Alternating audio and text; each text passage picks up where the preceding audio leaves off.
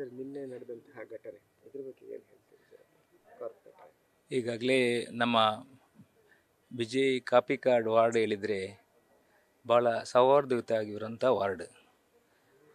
ನಿನ್ನೆ ದುರ್ಘಟನೆ ಭಾಳ ಬೇಸರದ ವಿಚಾರ. ಯಾಕೆಂದರೆ ನಮ್ಮ ವಿಜಯ್ ಕಾಪಿ ಕಾರ್ಡ್ 6ನೇ ಅಡ್ಡ ರಸ್ತೆಯಲ್ಲಿ ನಿನ್ನೆ ನಡೆದಂಥ ಒಂದು ಘಟನೆ ಅದು ಯಾಕಾಗಿ ಆಯಿತು ನನಗೆ ಅರ್ಥ ಆಗೋದಿಲ್ಲ. ಯಾಕೆಂದರೆ ಎಲ್ಲ ಇಲ್ಲಿ ಎಜುಕೇಟೆಡ್ ಇರತಕ್ಕಂಥ ಒಂದು ಎಜುಕೇಟೆಡ್ ಇಲ್ಲದಿದ್ದರೂ ಇಂಥ ಘಟನೆ ನಡೀಬಾರ್ದು. ಆದರೆ ನಿನ್ನೆ ನಡೆದ ಘಟನೆ ನನಗೆ ಭಾಳಷ್ಟು ಬೇಸರ ತಂದಿದೆ. ಆ ವಿಡಿಯೋ ನೋಡಿದೆ. ಅದು ಯಾಕಾಗಿ ನಡೆದೆ ಈಗಾಗಲೇ ಪೊಲೀಸರು ತನಿಖೆ ಮಾಡ್ತಾ ಇದ್ದಾರೆ. ಪೊಲೀಸ್ ತನಿಖೆಯಿಂದ ಹೊರಬೀಳ್ತದೆ. ಖಂಡಿತವಾಗಿ ಈ ಘಟನೆಯನ್ನು ನಾನು ಖಂಡಿಸ್ತೇನೆ. ಮತ್ತು ಸರ್ ಈ ಇಬ್ಬರು ಸತೀಶ್ ಕುಮಾರ್ ಮತ್ತು ಮುರಳಿ ಪ್ರಸಾದ್ ಇವರಿಬ್ಬರು ಮೊದಲಿಂದ ಈ ಥರ ಜಗಳ ಏನಾದ್ರು ನಡೀತಾ ಇದೆ? ಇದರ ಬಗ್ಗೆ ನನಗೆ ಮಾಹಿತಿ ಇಲ್ಲ. ನನಗೆ ಇವರು ವಸಂತ ಹೇಳಿ ನಮ್ಮ ಮಂಗಳೂರು ಮಹಾನಗರ ಪಾಲಿಕೆಯಲ್ಲಿ ಡ್ರಾಫ್ಟ್ಸ್ಮ್ಯಾನ್ ಆಗಿದ್ದರು. ಅವರ ಮಗ ಇನ್ನೊಬ್ಬ ಮುರಳಿ, ಹೌದು ಮುರಳಿ ಪ್ರಸಾದ್, ಅವ್ರ ಮಗನ ನನಗೆ ಪರಿಚಯ ಇಲ್ಲ. ಅವರ ಕುಟುಂಬದವರ ಪರಿಚಯ ಇದೆ. ಸತೀಶ್ ಕುಮಾರ್ ಅವರ ಕುಟುಂಬದವರದ್ದು ನನಗೆ ಪರಿಚಯ ಇದೆ. ಸತೀಶ್ ಕುಮಾರ್ ಸಹ ನನಗೆ ಪರಿಚಯ ಇದೆ. ಅವರು ನಿವೃತ್ತ BSNL ಉದ್ಯೋಗಿ.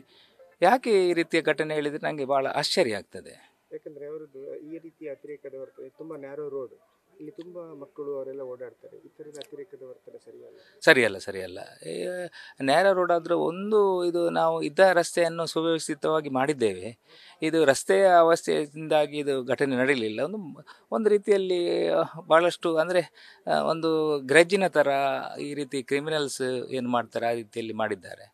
ಇದು ಈ ಘಟನೆ ಎಲ್ಲ ಆಗಬಾರ್ದು. ಇಂಥ ಘಟನೆಗಳು ನಿಜವಾಗಿಯೂ ನೋಡಿ, ಮನುಷ್ಯನಿಗೆ ಯಾವಾಗಲೂ ನಾವು ಜೀವನದಲ್ಲಿ ಒಳ್ಳೆಯ ರೀತಿಯಲ್ಲಿ ನಮ್ಮ ಜೀವನ ಮಾಡಬೇಕು. ಎಲ್ರಿಗೂ ಸಮಸ್ಯೆ ಬರ್ತದೆ. ಇದು ಸಮಸ್ಯೆಯನ್ನು ನಾವು ನಮಗೆ ಎಳೆದುಕೊಂಡಾಗಿ ಈಗ ನೋಡಿ, ಯಾವರಿಗೆ ಆಕ್ಸಿಡೆಂಟ್ ಆಯಿತು, ಈಗ ಕೇಸ್ ಆಯಿತು, ಕೇಸಿಗೆ ಇನ್ನು ಅದು ಜೀವನ ಪರ್ಯಂತ ಈ ಸಮಸ್ಯೆ ಅವರಿಗೆ ಇನ್ನೂ ಇರ್ತದೆ. ಮತ್ತೆ ಇವರಿಬ್ಬರ ಜಗಳದಲ್ಲಿ ಅವರು ಅಮಾಯಕ ಮಹಿಳೆಗೆ ಸಹ ಆಗಿದೆ. ಅದು ಮಹಿಳೆಗೆ ತುಂಬ ಪೆಟ್ಟಾಗಿದೆ. ಮಹಿಳೆಯಲ್ಲಿ ನಮ್ಮ ಮಿತ್ರರೆಲ್ಲ ಸೇರಿ ನಮ್ಮ ರತನ್ ಶೆಟ್ಟಿ ಹೇಳಿದ್ದಾರೆ, ಇದೇ ಮನೆಯವರು. ಅವರು ಬಂದು ಅವರ ಕುಟುಂಬದವರು ಬಂದು ಕೂಡಲೇ ಆ ಮಹಿಳೆಯನ್ನು ಕಂಬದಿಂದ ಎತ್ತಿ ಕೆಳಗೆ ಇಟ್ಟದಿದ್ದರೆ ತಲೆಗೆ ಏಟಾಗ್ತಿದ್ರೆ ಮಹಿಳೆಗೆ ಸಹ ತುಂಬ ಸಮಸ್ಯೆ ಆಗ್ತಾಯಿತ್ತು. ಅದೇ ಕಾಲಿಗೆ ಏಟು ಬಿತ್ತು. ತಲೆ ಕೆಳಗಾಗಿ ತಲೆಗೆ ಏಟು ಬಿಟ್ಟಿದ್ರೆ ತುಂಬ ಸಮಸ್ಯೆ ಆಗ್ತಿತ್ತು. ಅವರು ಕೂಡಲೇ ಬಂದು ಎಲ್ಲರೂ ಇಲ್ಲಿ ಸೇರಿ ರತನ್ ಶೆಟ್ಟಿ ಅವರ ನೇತೃತ್ವದಲ್ಲಿ ಆ ಕೆಲಸವನ್ನು ಮಾಡಿದ್ರಿಂದಾಗಿ ಆ ಸಮಸ್ಯೆ ಬರಲಿಲ್ಲ. ಗಾಯಾಳುಗಳು ಹುಷಾರಿದ್ದಾರೆ. ಒಬ್ಬರಿಗೆ ಕಾಲಿಗೆ ಪೆಟ್ಟಾಗಿದೆ, ಇವರಿಗೆ ಸ್ವಲ್ಪ ಮೈಕೈ ಎಲ್ಲ ಸ್ವಲ್ಪ ಪೆಟ್ಟಾಗಿದೆ ಅಷ್ಟೇ. ಇದರ ಬಗ್ಗೆ ಪೊಲೀಸ್ ತನಿಖೆ ನಡೀತಾ ಇದೆ. ಕಾನೂನು ರೀತಿಯ ಕ್ರಮ ಕೈಗೊಳ್ತಾರೆ. ನ್ಯೂಸ್ ಫಸ್ಟ್ ನಿರ್ಭೀತಿಯಿಂದ ನಿಮ್ಮ ಪರವಾಗಿ.